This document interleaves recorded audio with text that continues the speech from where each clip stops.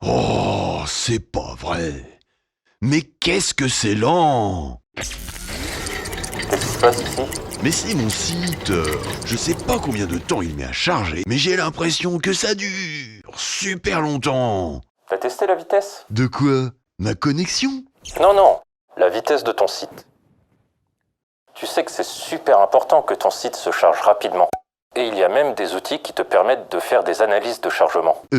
D'ailleurs, en parlant de choses importantes, tu crois que les gens prennent le temps de mettre un pouce en l'air, à commenter et partager la vidéo? Bonne question. Laissons-leur le temps de le faire.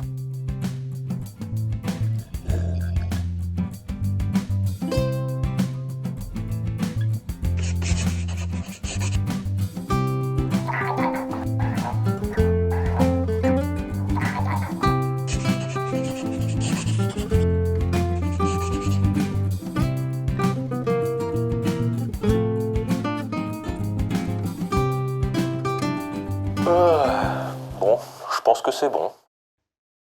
C'est là où tu me dis « Viens, je t'explique » ? Allez, générique!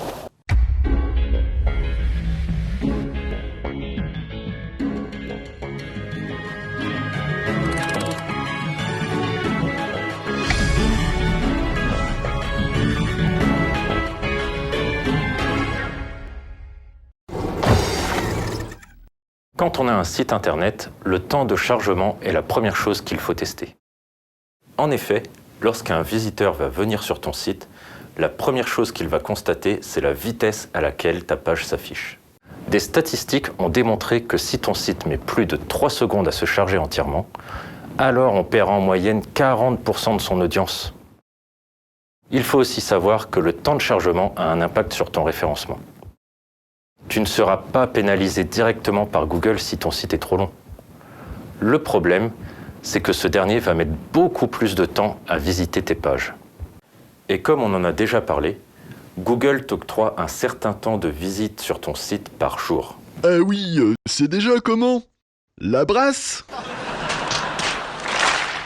Je vois que tu as bien écouté l'épisode sur le référencement. C'est le crawl. Pour indexer un site, Google va envoyer des robots pour naviguer à travers ton site. On appelle ça crawler. Mais il alloue un budget crawl à chaque site. Bref, ce que je te propose aujourd'hui, c'est qu'on voit ensemble 4 outils gratuits pour tester la vitesse de ton site. Tu trouveras tous les liens en description. Ah bah oui. Là, ça m'intéresse. En plus, si c'est gratuit... Le premier site est un outil créé par Google lui-même.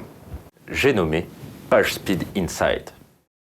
Sur ce site, vous allez simplement copier-coller le lien de la page que vous voulez tester dans la barre prévue à cet effet. Après analyse, Google attribue 2 notes sur 100.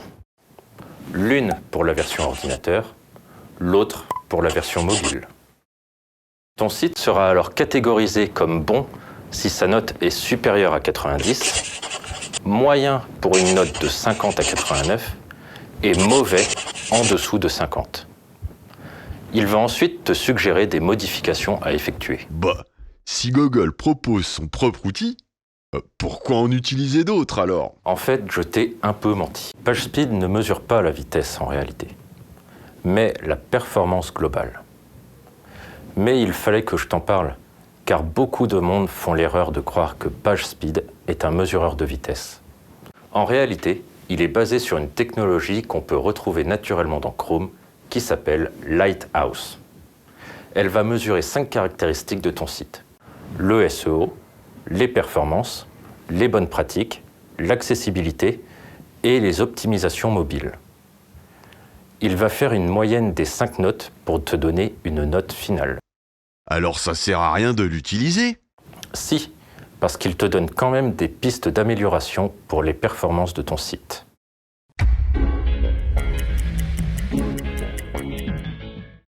Le second site est Pingdom Website Speed Test, souvent réduit à Pingdom Tools. Cet outil a été créé par la société Pingdom, spécialiste en surveillance des performances des sites web. Ici, tu vas pouvoir aller un peu plus loin car tu vas pouvoir choisir dans quelle région du monde tu veux effectuer ton analyse. En France, on choisira Londres. Le résultat se décompose ensuite en plusieurs parties. Bien sûr, il va te mettre une note sur 100 avec un grade de A à F. En revanche, lui va te dire concrètement le temps de chargement de ta page et même son poids. Car forcément, une page trop lourde met plus de temps à se charger. Oui, c'est comme après les fêtes. T'as tellement mangé que tu mets plus de temps pour aller travailler. Toi, t'es en train de te chercher une excuse pour pas venir bosser. Pingdom Tools va également te donner des indications pour améliorer tes performances et te détailler la façon dont est réparti le chargement de ta page, entre les images, le code, les requêtes JavaScript, etc. Le troisième outil que je voulais te présenter est Dairboost, qui est un puissant outil pour l'analyse. Mais vu qu'il est limité à une analyse par jour sur sa version gratuite, je préfère passer à la suite. Ah ouais, donc tu me laisses comme ça, avec un nom d'outil que tu présentes même pas. Et après, c'est moi qui ne veux pas bosser? Bon, ok, puisque tu insistes. La différence avec Pingdom Tools est qu'il va détailler encore plus son analyse. Par exemple, le temps de chargement va être divisé en 3 points. Le chargement du serveur, l'affichage de la partie visible du site et l'affichage complet du site. Avec ces données, tu vas pouvoir comprendre où il peut y avoir des ralentissements. Le reste du rapport aussi va être beaucoup plus complet. Et même te donner des informations sur ta page.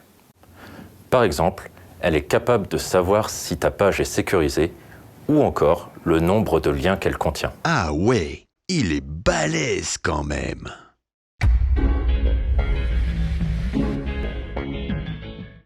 Enfin, le dernier site que nous utilisons régulièrement chez la machinerie est GTmetrix. J'aime particulièrement cet outil. Tadam! Charlie va-t-il nous dire pourquoi il aime tant GTmetrix? Saura-t-il exprimer tout son amour? Vous le saurez au prochain épisode.